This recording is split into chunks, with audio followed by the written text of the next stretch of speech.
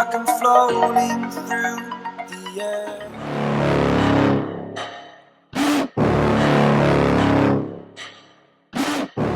Hey guys, welcome back to the channel. My name is Ryan. On this episode, we are going to alter our Nucanoe a little bit. If you guys seen previous videos, I did like a little DIY dashboard setup here with some stainless steel unistrut. So we're going to alter this whole setup here, how we have our switchblade for our transducer, our fish finder mount, and we're also going to alter our seat location just a little bit. I took the seat off already. This way I can get this kayak off the trailer onto some sawhorses and we can do a little work on it. But we're going to alter this setup. I just want to do a little video showing you what I'm going to do with it so you guys understand, and maybe you guys want to follow, do the same suit or something similar to it. So that's what we're going to do on this episode. It's another rainy weekend. It's a good time to do it before we actually go down to Alabama for a week for the national championship here for KBF and the Trail Stop 2 on Lake Gunnersville. Show you what I got here if you didn't see the previous video. So I got the switchblade from Yak Attack, which I've had before on this kayak, where I actually had the cell block sitting on this little piece of track and the switchblade coming off it, how it's actually designed. I kind of separated it and put the switchblade separately on the track and did myself a little dashboard out of stainless steel unistrut and used the cell block for some, for the battery, for my Nucanoe battery, and for connections, and did like the quick release mount from Yak Attack. I'm having a brain fart here. What these things are called, not the mighty mount, but the you know what they're called, a little quick release. Sorry, it's early and I'm actually starting to get sick, so my brain may be a little off today. But we got the little quick connect for the fish finder itself, and we did a track pack setup up to here. So what I think I'm gonna do is I'm actually gonna shrink this down and move it forward a little bit and do some alterations, but I'll show you that in the video. But I just kind of want to show you the setup we have here. Our seat's off it right now, but I'm actually going to move the seat up just a little bit, even if it's just like a 2 inches, just to balance our load forward a little bit more, to get a little bit more weight shifted forward, to help this boat run a little bit faster. Basically, I'm running 6 miles per hour top speed. People are saying I should be running faster, but I've talked to other people and they're running about the same. But I think if I shift my weight ahead a little bit, even those 2 inches, and just get some more front bow weight, I think it's going to speed this boat up just a little bit. Every little bit helps. And I just purchased a second Torpedo battery. It's not needed. It's super expensive. You don't need it if you have a Torpedo, but if you want to cover a ton of water at almost max speed, I'll be able to cover at least 20 miles running that 5 miles per hour plus with having 2 batteries now, instead of just keeping it around like 4. When you're tournament fishing, you want to get there super fast to your spots and move to the next spot super fast.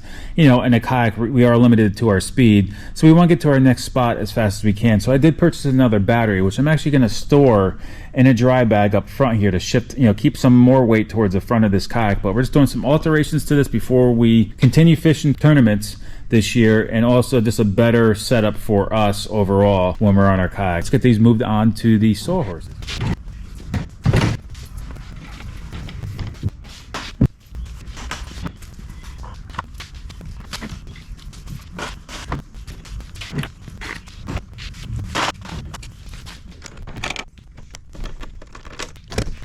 Now you can see how quick I removed all that. That's the reason why I did this setup. But the reason why I got to move this, or cut down the stainless steel strut, is because the curvature of the actual Nucanoe prevents that piece of strut to move up a little bit.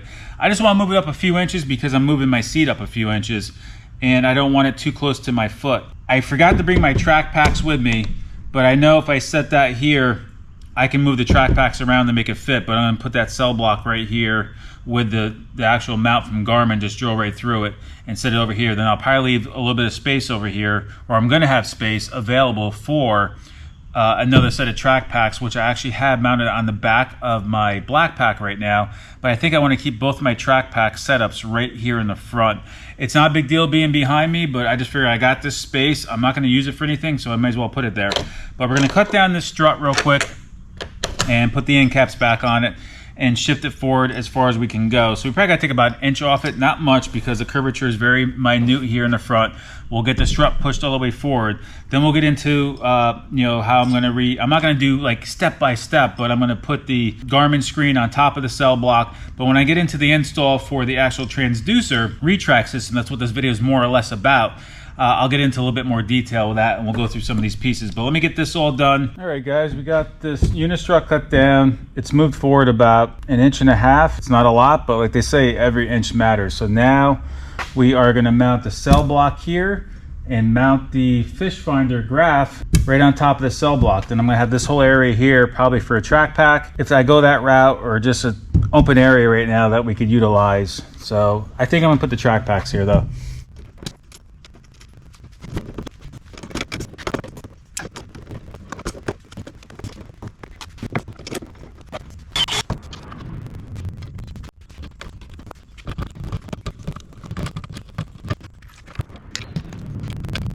So my main reason for bolting this directly to the cell block is if I leave this on my kayak when it's on the trailer and I'm, you know, moving from ramp to ramp, you know, with having the lock and load base before, you know, keeping it elevated is nice, but this is still a good elevation for me. But it keeps a lot more, you know, it will move a little bit, but it's still a rigid base. I'll have it all the way tightened down.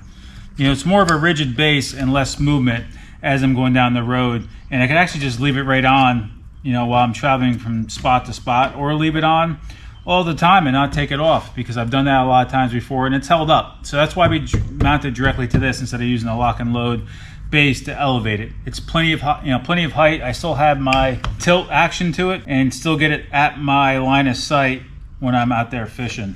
It's plenty high because with the cell block, it's already elevating it anyway. But we're gonna leave this on here right now so we can start getting some adjustments made and start working on the install of this retractable transducer mount.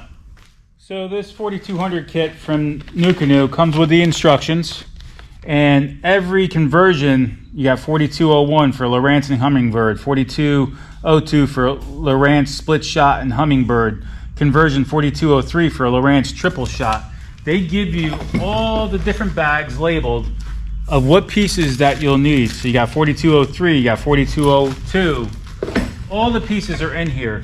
But with the Garmin, we really don't have to do much, and with all the other pieces I've had, I think I don't need to do much alterations to it anyway, but at least they give you all the nice pieces to go with it and cover every fish finder out there. They even give you a nice heavy duty, based on the weight, this is not aluminum, this must be stainless steel, a nice heavy duty plate that you can actually screw your transducer into and have your, you know, adjustability to flatten it out. Let's go through the instructions. I'm not gonna, like I said, I'm not gonna go step through step, but you just gotta figure out what pieces you need to make your transducer work. You can see the little recessed area here where the transducer will sit, but we're just gonna work this cable up through the hole.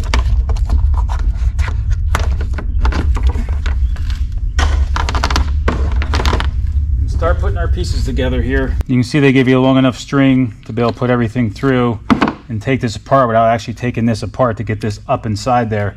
You can see the cable works through the hole here. It's all in the instruction guides, and it has a nice gasket underneath to seal down in here, but I gotta get this cleaned out a little bit. I got some blood guts and everything else from fishing there. And then you can see here, it just tells you how to work it through, do the appropriate mount that you need for it with the kit that comes with it, and just basically tighten this down and get this piece sucked up, and then this will be hanging underneath it. But obviously you want to mount your transducer to all this before you get this up inside there. So let's put this through. Let's do the neoprene. Let's do the smaller spacer. Let's do our original stainless steel mount. Yeah, I think that'll work, guys. Let's do another hard spacer, and let's do another washer here, neoprene. Hang in there, guys, we'll get something together here. I figure I might as well show you what stuff I'm actually going through so you guys can be prepared if you use this kit too. And like I said, it may be a lot easier for you guys because you guys have the original parts from your Garmin or your fish finder. So it's gonna be tight here. We're gonna have to squeeze that plate down a bit so it tightens up.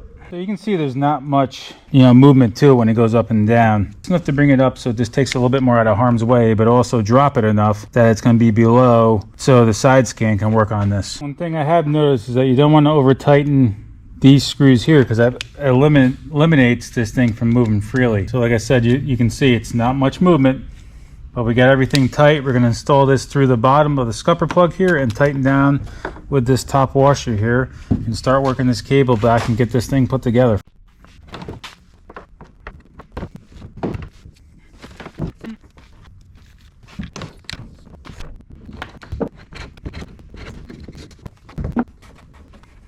So I'm not going to bore you with the rest of the details. I'll do a final walkthrough.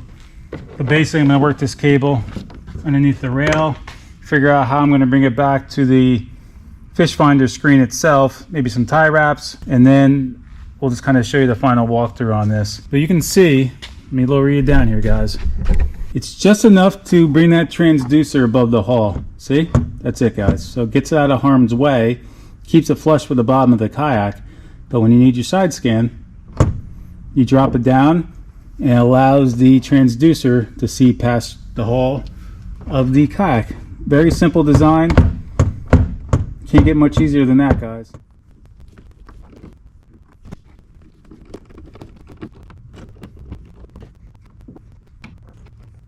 Alright, so we're cleaned up here enough to show you the whole install, and I'm going to walk around here a bit.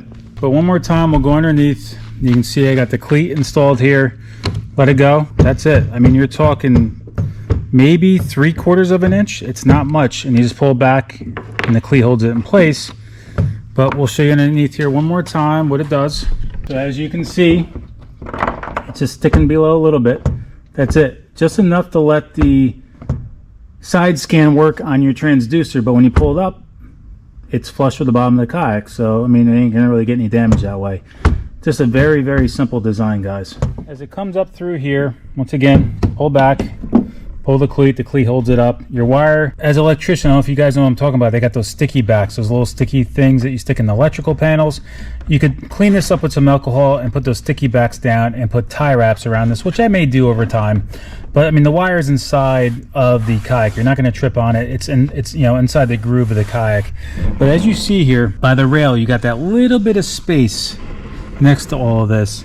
That's where I ran the wire up through, or by, and I'll show you as I walk around here. So you can see how I tucked that wire right inside there. Then there's some tie wraps here, and then there's a little groove, little space here where I ran a tie wrap through, and it's holding the wire right there, and also right up front here. Then it comes around and goes to the back of the cell block. You can see I have a place for my track packs like I did before, and like I was talking about before, now it gives me room to put another set right here. So by shortening this up, I can move it forward a little bit and shift this forward just like 1.5 inches, and basically I'm going to move my seat 1.5 inches forward. That's it, guys. I mean, if it wasn't for me trying to play around with the other additional parts I've had from my Garmin, this would have been a simple, you know, let me say, it's still a simple install. It took me a little bit longer to come up with a way to mount my transducer because I didn't have the original parts from the Garmin transducer itself. No big deal. You can play around with it, but you can see it's a very nice clean install, and I like my homemade little crossbar here, or dashboard, whatever you want to call it, which I'll put this video how I did this. You can kind of see what I did here again and how I just set this up. It's just literally a bar going across. You can do this out of strut, you can do it out of aluminum extrusion, whatever you have floating around. The only reason I use this stainless steel strut is because it cost me nothing. I had it laying around from a job. That's why I used it. If I didn't have it, I would probably just buy like the elevated, I don't know if I'd even buy the elevated crossbar, because I kind of like it lower down just because it keeps me a clear path as I'm casting. But I would have just, you know, purchased something that's out there on the market. Nucanoe has a a dashboard setup. Boondocks, I think Yak Gear or Yak Gadget, whatever, they all have something out there right now. To even Catch has one to have the same similar kind of setup, but this was free. That's why I did. So these are your traditional thumb screws that was provided by Nucanoe, which were made by Yak Attack. Now Yak Attack and also Nucanoe came out with a newer version which has the metal insert, so it makes it easy to get them on and off your kayak. So we did purchase this. You can see it's part number 4260. So this part and the part for the transducer mount, I will leave a link in the description. But we're just going to move the seat forward like we talked about. But now we have these new thumb screws, which instead of trying to like thread the plastic, you already have the threads on the new spin grips and it makes it to get them on, get them on and off a lot easier. To make your little adjustments, even when you're on the water, when you're sitting in your seat and try to do it, it just makes it a lot easier. And it's nice that these have the threaded inserts now instead of just being plastic. Just a little bit of adjustment done. I'm going to use a tape measure to make sure it's the same distance back. Can't go too far forward because I got my steering pedal here and I'm a taller guy, so I can't be too far forward. But I think just that 1.5 inch, adding the other Torqeedo battery stored up front in a dry bag with some of my other gear is going to get this bow of this boat down like this a little bit more. Every little bit helps, and I should be able to max this out well over 6 miles per hour instead of being hovering around that 5.9. We'll find out tomorrow on the water. If it doesn't make any difference with the new setup, then we will probably just shift the seat back just because we're comfortable there with this. That's why I don't want to go too far forward. So. All right, guys, so this is our probably final adjustments to our Nucanoe. Now, unless they come out with something drastic that changes the setup here, but I think this is how we're gonna run this. Maybe some minor tweaks. If this seat's too far forward, then move it back that inch and, and deal with the 5.9 speed I'm getting on this. I'm gonna leave the link in the description below for this product here for the transducer mount, which is number 4200. It only works with the Unlimited and the new U10, which is still just another Unlimited, but just smaller, but they're just calling it the U10. And also these new spin grips. So there's different part numbers. You got a 4-pack, an 8-pack, and a 12-pack. But you can see I got the 4260, and I'll leave that link in below. If you need an 8-pack or a 16-pack, they have them there. I think these are like $10, for a 4-pack, and I think the 16-pack is maybe $32 or something like that. I forget, but I'll leave the link. But this is going to clean this up. It got rid of the switchblade on the side of the kayak, which was getting kind of pushed back from the current and me moving fast, and kind of give it a cleaner install. Overall this looks a little bit nicer. The Garmin's a little bit lower. I can adjust the tilt and pretty much leave this on here as I'm driving because it's a little bit more sturdier now. And that's it. But I just wanted to show you guys some alterations to the kayak. I want to keep you guys updated with what I'm doing. This thing needs to get cleaned. Maybe I'll be able to get it done before I go down to Alabama, but if not, it is what it is, and hopefully we do good down there, guys. So I hope you guys enjoyed this video. Drop a comment, let me know what you think. Like I said, this is a quick install because of how you can set this up, or you can come through the wiring compartment here and run up if you have the gear pod. There's a lot of different things you can do with the Unlimited. That's why it's saying, that's why it's called the Unlimited. You unlimit yourself. You can play with this track.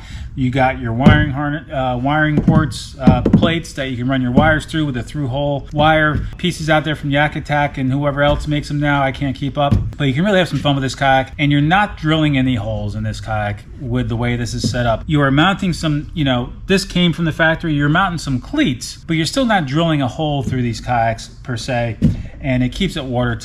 I have a video on this. Maybe I'll throw this at the end of this video too, my pros and cons, long-term review, and also my original install of my homemade dashboard. But that's it, guys. Thanks for coming along for the ride. Thanks for stopping by, and as always, be safe on the water, and I'll catch you on the water. See you soon.